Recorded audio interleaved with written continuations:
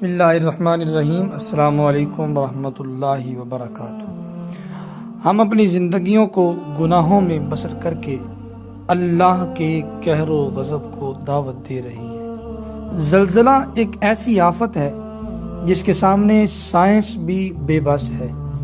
دنیا کی کوئی ٹیکنالوجی اس کو نہیں روک سکتی۔ زمین کے اندر ایک بہت بڑے پہاڑ کہ جس کا نام کوہ قاف ہے، اس کی جڑیں ساری زمین میں پھیلی ہوئی ہیں۔ جس قوم کے اندر گناہ بڑھ جاتے ہیں اور اللہ عز و جل کی نافرمانی ہوتی ہے، اس پہاڑ کی جڑیں حکم الہی سے حرکت میں آ جاتی ہیں اور اس مقام پر زلزلہ آ جاتا ہے۔ جہاں پہ ناانصافیاں ہوں، جہاں پہ مسلمانوں کا قتل عام کیا جائے، جہاں پہ والدین کی نافرمانیاں کی جائے، جہاں پہ آئے دن ظلم پرموٹ ہو رہا ہو، وہاں پہ زلزلے آتے ہیں۔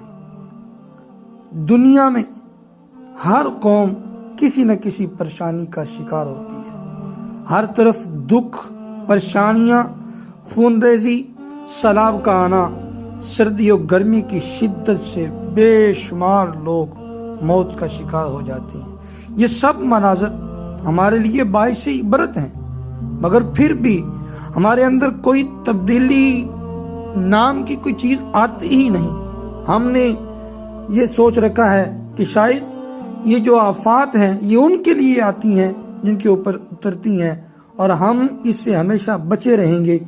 ایسا نہیں ہوتا۔ یہ سب مناظر ہمارے لیے عبرت ہے۔ ہم اپنی زندگی کو ناچ گانے، بد نگاہی کے مناظر دیکھنے اور نمازوں کو ترک کر کے اللہ عز و جل کے قہر و غضب کو دعوت دے رہی ہیں۔ جو قوم اللہ کی نافرمانی کرتی ہے اس پر خون ریزی، قحط و ذلت مسلط کر دی جاتی ہے۔ زلزلے کے جھٹکوں کے ذریعے ہمارے ضمیر کو جھنجھوڑا جاتا ہے تاکہ مسلمان گناہوں بری زندگی سے کنارہ کشی اختیار کرے اور صلاۃ و سنت کے پابند ہو جائے۔ یاد رکھیں، اللہ تعالیٰ کی فرما برداری میں آبادی اور نافرمانی میں بربادی ہے۔ بہت سی بستیاں انہی نافرمانیوں کی نحوست سے برباد ہو گئی ہیں۔ ہمیں ہر وقت اللہ عز و جل کی خفیہ تدبیروں سے ڈرتے رہنا چاہیے۔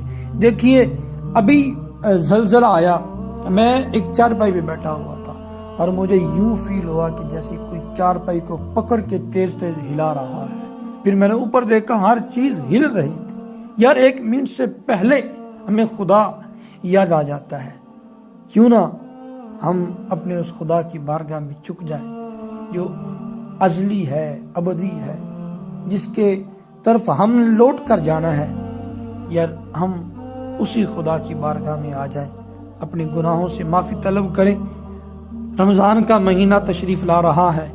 ہمیں رمضان المبارک کے مہینے میں اللہ عز و جل کی عبادت کرنی ہے، رات کو قیام کرنا ہے، تہجد ادا کرنی ہے، قرآن پاک کی تلاوت کرنی ہے، دن کو روزہ رکھنا ہے، حقوق اللہ اور حقوق العباد ادا کرنے کی کوشش کرنی ہے۔ مسلمانوں کے جن کی دل آزاری ہماری وجہ سے ہے ان سے سوری کرنی ہے، اور جو مسلمان دکھوں میں، پریشانیوں میں مبتلا ہیں ان کی مدد کرنی ہے، ان کے لیے دعا کرنی ہے۔ یار، اللہ عز و جل کتنی عظیم ہستی ہے یار، 1 منٹ سے پہلے وہ اپنے بندے کو اپنی یاد دلا دیتی ہے۔ دیکھا، ابھی ہم پتہ نہیں کن کن خیالوں میں ڈوبے بیٹھے تھے، 1 منٹ سے پہلے خدا نے کہا، او میرے بندو، میں بھی ہوں اور میری طرف دیکھو تو صحیح۔ ہمیں ہر وقت اللہ سے ڈرتے رہنا چاہیے۔ اللہ مجھے آپ کو ہمیشہ اپنی رحمتوں کے حصار میں رکھے، اپنی بارگاہ کا رجوع عطا فرمائے اور ہمیں ہمیشہ اپنی حفظ و امان میں رکھے۔